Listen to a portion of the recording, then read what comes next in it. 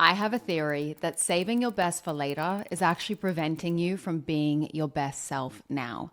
Let's talk about it. Hi, I'm Rochelle Fox, and you have stumbled across my I Have a Theory series. This is the Mindspo podcast, and the message that I'm going to share today is for anyone that has ever felt they are too much.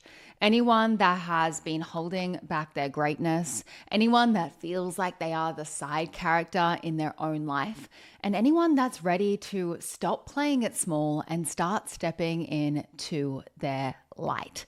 Now, today's episode is interesting because I actually thought of it while I was rummaging through my wardrobe and I was thinking of what to wear on the podcast today. And when I say rummaging through my wardrobe, I want to be clear with you that I don't actually have a wardrobe right now.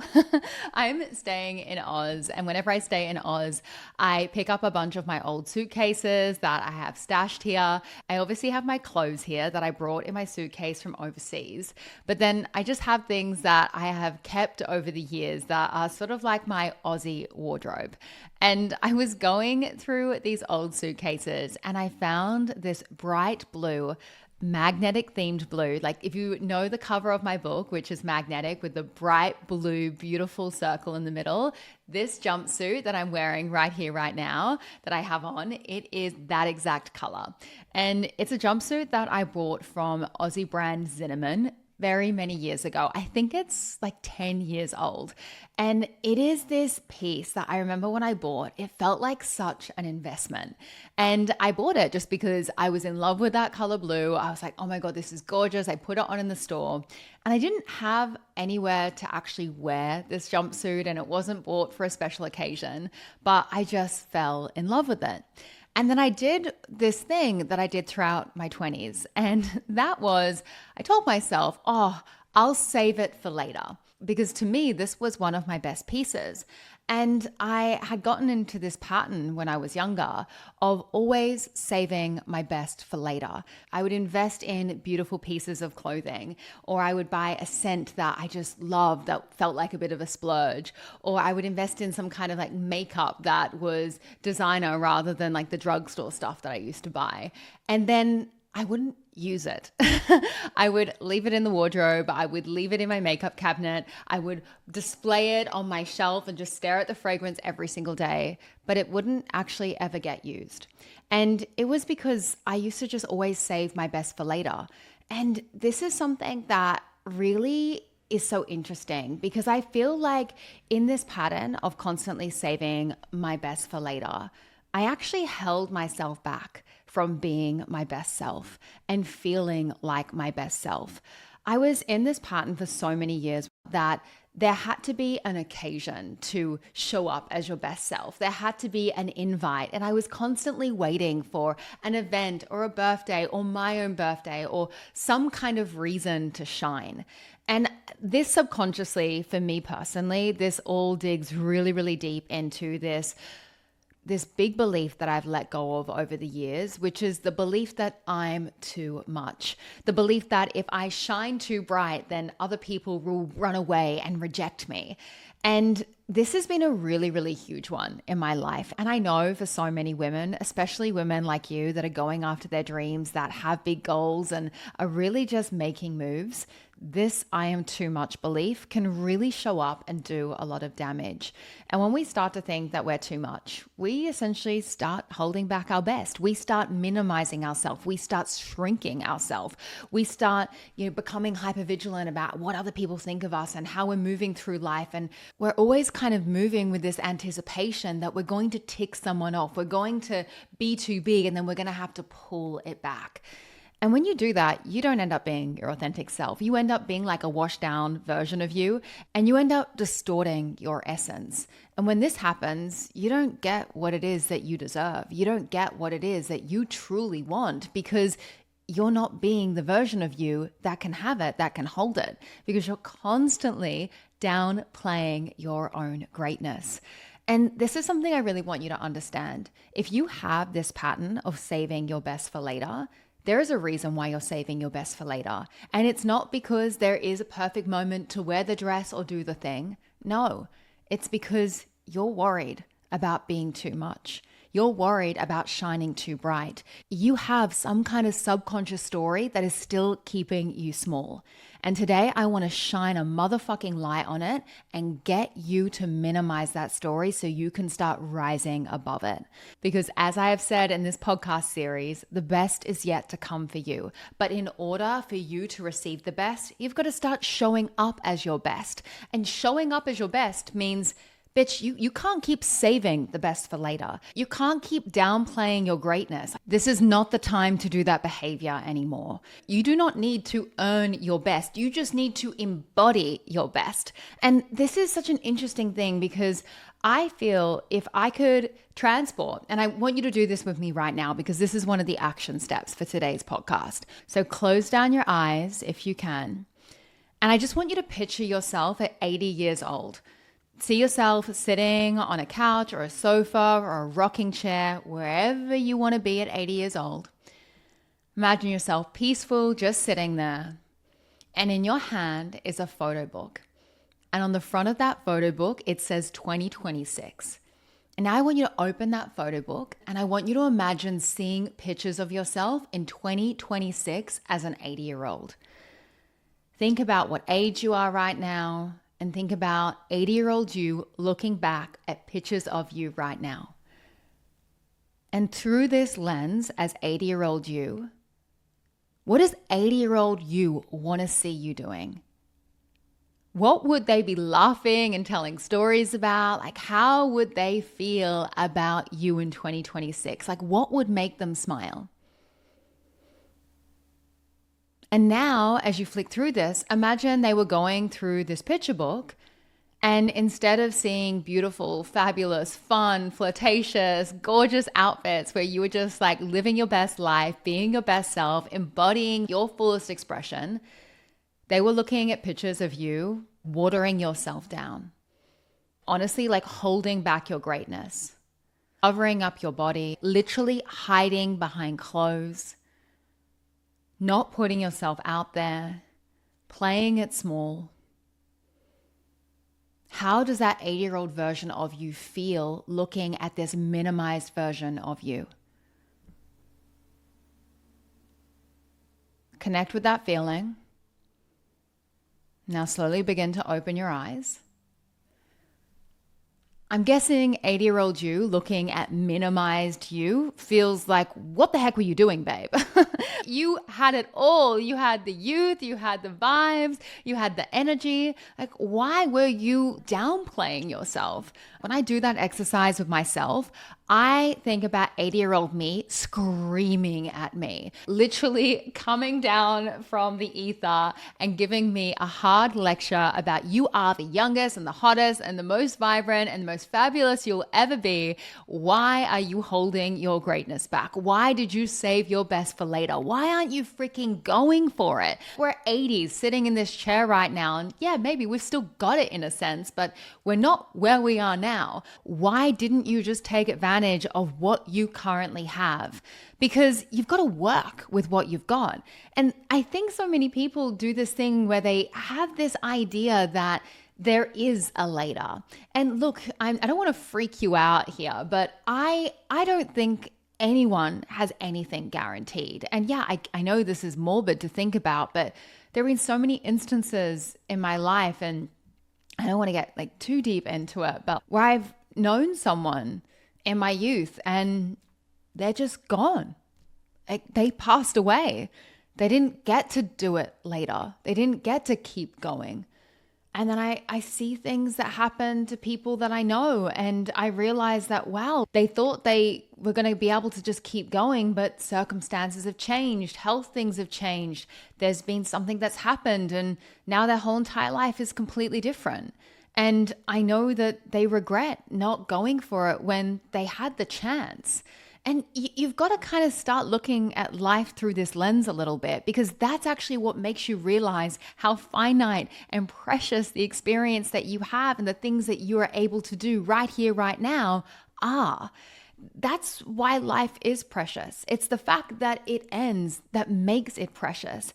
It's the fact that time is always moving that makes us realize like how valuable the present moment is.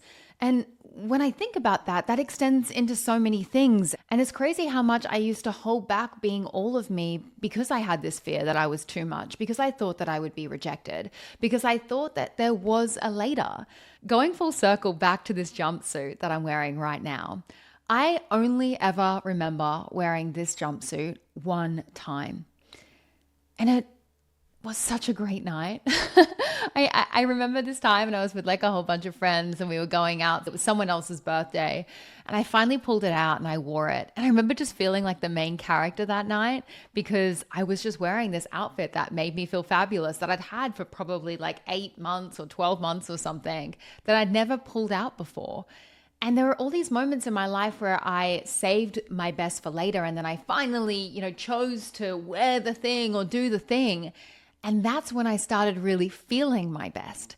So isn't it weird that we save our best for later, when really if we just do our best now, or show up as our best now, or wear our best now, we'll actually start feeling our best.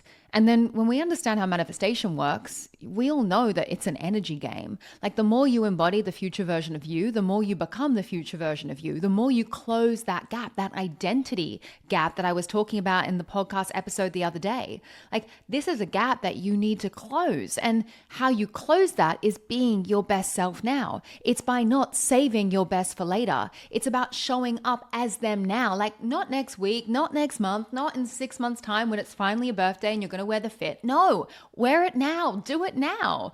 Like, what are you waiting for? And I want to go back to my 20-year-old self, and I want to just shake her and be like, what were you waiting for? Why were you waiting? And this comes into play where I feel like we sense that we have to be invited sometimes, that we have to wait for the invitation, or we have to wait for the perfect moment. And I've come to learn as I get older, you make the perfect moment.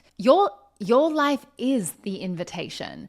You get to choose how you want to show up in every single moment. So show up as your best, be your best, choose to embody the best. And then through doing that, you become your best self. And I want to argue with that little subconscious voice inside your head right now, that inner bitch that is saying, yeah, that sounds really good. Yeah, show up as my best, be my best. But if I am my best, I'll shine too bright and then I'll be too much. And then if I'm too much, I'll be rejected. I get it, okay? I've had this self-talk, I've had this belief, I have dealt with this subconscious story. This is what I want to say to that part of you. Anyone that doesn't want you at your best is not the best for you. They are poison, and you need to get them out of your life. And here's my plan. Literally, start showing up as your best self. Start being the main character. Start shining so bright that all of these people literally start rearing their ugly heads in your life, because you need to get these people out of your life. They are like weeds. And when you start showing up as your best self, you need to start identifying like who are the weeds that are showing up? Who are the ones that are being triggered? Who are the ones that are being snarky? Who are the ones that can't quite be happy for you when you start sharing good news? Like the best thing for you is actually to start seeing this behavior rise to the surface. It's to start seeing their snarkiness grow out of the dirt, because those ones, oh my God, they're the ones you need to pull out, you need to burn, you need to Control, Alt, Delete, unfollow, release from your life, because they are the ones that are holding you back. They are literally the weeds in your garden bed, and you are out there growing into this big, beautiful rose, and they are the weeds, and they are the aphids, and they are eating away at you, because eating away at you makes them feel better. Because if you don't shine, then they feel better about being a weed, because they're a weed, right? They're a weed in your garden. Like a weed is a weed. And I know that probably sounds scary, because your nervous system just wants to be connected to people. It wants to be loved by people, but you do not want to be loved and liked by weeds. No, these are not good people for you. These are people that are literally holding you back. They are poisoning you every single day. And how you get rid of them is by being your best self, is by shining so bright that those people are like, and then you start seeing who they are, and then you've got to be an absolute savage. There is no place in your life for people that do not want the best for you. It's really, really important that we, find out who those people are early, and just remove them. Because if you honestly were looking at a garden bed and it was filled with beautiful flowers and then you saw these weeds growing up these beautiful flowers, like, would you leave the weeds in the garden bed?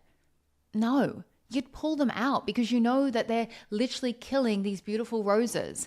And the same thing is with people.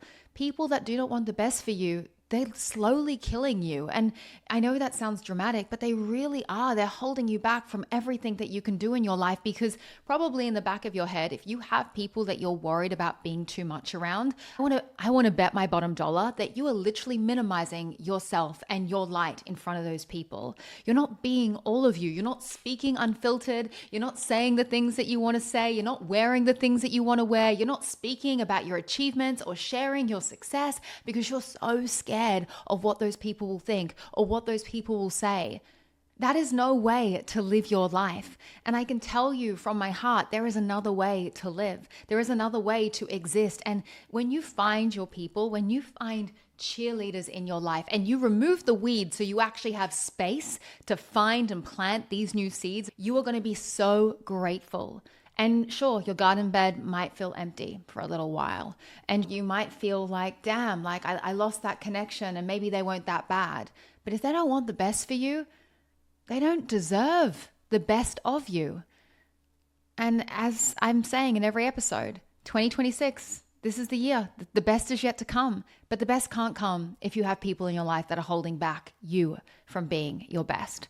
So my friend, stop saving your best for later. Stop delaying your greatness and start showing up as the person that I know you are meant to be. I hope you enjoyed this one. I have loved being in my big, beautiful, blue, fantastic jumpsuit as I sit in this like living room right here, right now. There is no reason why I should be wearing such a fabulous outfit, but I'm wearing it because it's my best right now. It was the best thing in my suitcase that I haven't worn in years. I thought, you know what? I'm going to wear it today. And it is the message of today's podcast. I don't know about you, but I am so ready to be my best self in 2026. 2025 was really a year of maturing for me. And I think with age comes wisdom and also comes audacity. That's one of my words that I'm using at the moment. Audacity. I want to be audacious. I am so ready to be the kind of person that people go, oh, who does she think she is? Oh, I think I'm me, bitch. Who do you think you are? I hope that you are everything that you can be, because I want you to be everything that you can be. I think we all should be everything that we can be, because I think so many people are so miserable because they're not being all of them. And then they spend all of their time looking at other people who are being all of them and then feeling bad about themselves because they're not being their best selves. That is literally what today's podcast was all about. We should all shine as bright as we can and then realize that we're all shining in our own way. That would make the world such a happier place. Anyway, I'm sending you so much love. I'll see you tomorrow for the next one. And never forget, you create your own reality. So my friend, go and make some magic.